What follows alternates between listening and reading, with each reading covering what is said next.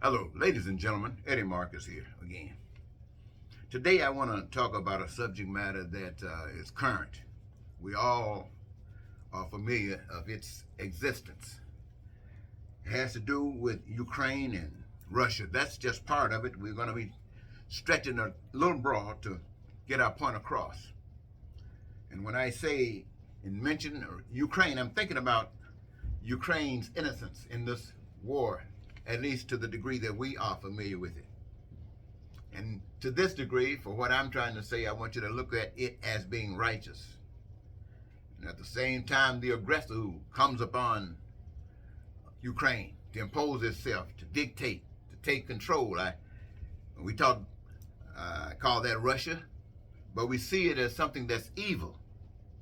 So what we actually have here, ladies and gentlemen, is evil's attack on righteousness. Now, President Zelensky represents a protector of his people. As the plane flies over the cities and you look down and you see all of the buildings and lights and signs, it exhibits an amount of power. And there you are flying above it, knowing that there's so much going on that requires some cleansing. And so when you are protecting, not causing, then you are worthy of victory in your endeavor because you were attacked. God's people protect righteousness the same way.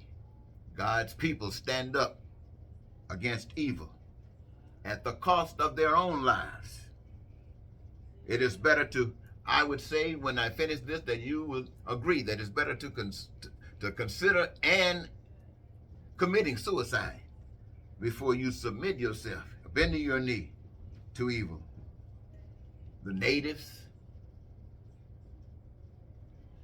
they stood up against evil. The ones who were enlightened gave their lives. They fought against and they died standing up for what was right. The slaves on slave ships coming to this country, it's wrong. Many of them who knew what was happening gave their lives. Many of them committed suicide by jumping off ships, and those who were made to come here until this day, the still day, are fighting evil.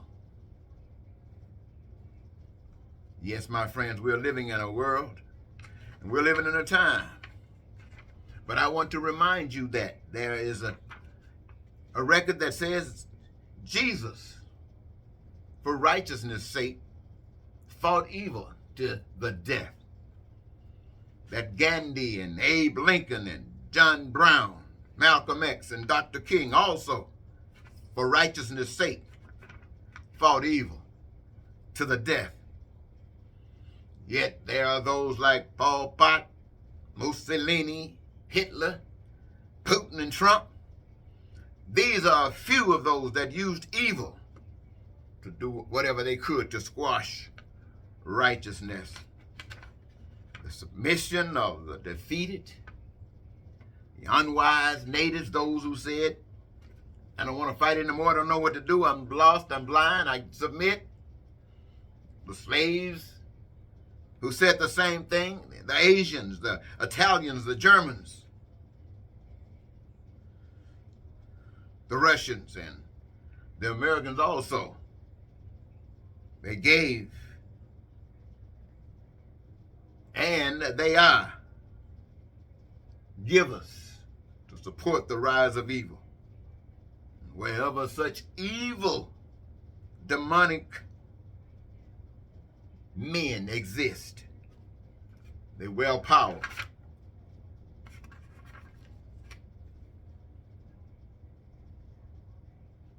Let me repeat that last part. It says, wherever such evil, demonic men wield power, these are the outcomes. Men such as those of the U.S. Congress, the representatives and senators, they make it possible for evil to prevail, along with the partnerships of religions and all over the world, all waiting for the rise of righteous. Everybody's waiting for the rise of righteousness for the purpose of delivering them, but not knowing until they, each of them, become righteous themselves. Whether the society change, each remains defeated. Ignorant people, blind religions were and are complicit to the continuation of evil.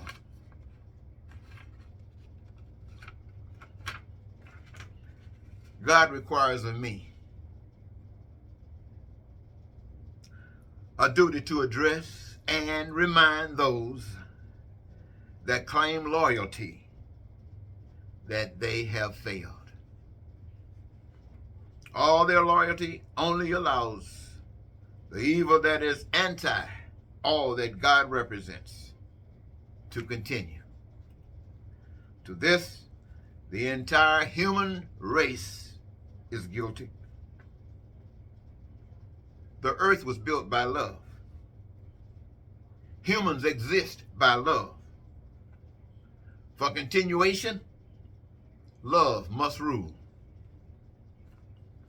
And you must be reminded, ladies and gentlemen, the existence of money in any form or fashion is evidence of the rejection of love and of God. For neither of these can be used to satisfy the plan of God. It is to humans to teach animals life and not act like animals. From George Floyd to January 6, 2021, I have seen the fullness of the operations of evil in my lifetime. Couldn't you see it? Starting today, we can begin the process of change righteously, when everyone is happy.